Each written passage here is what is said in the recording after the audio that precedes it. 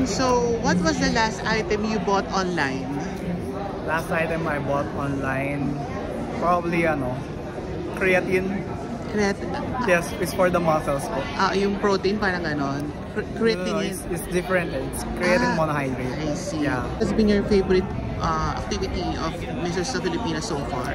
One of the favorite activity I had in Mr. of Filipinas is the academy, and I think it's very empowering the brotherhood that we formed there.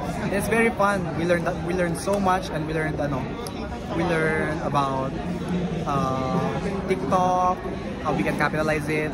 We also learned about how to answer questions, and so. Ilan days kayo dun sa academy? No, it's not Akada po eh.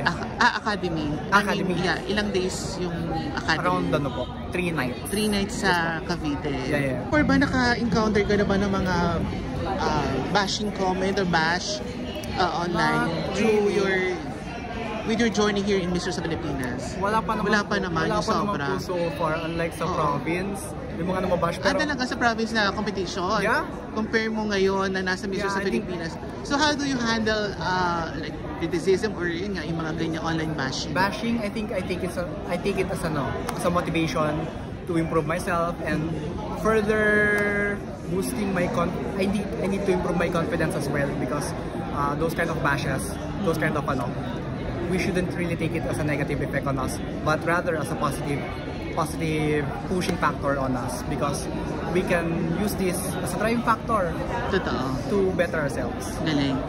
Hi, I'm Alvin David, Mr. of Filipinas, Tarlac Province. I'm inviting you all to come and join us this coming September 17 on our coronation night at Samsung Performing Arts Theater in Makati. See you there!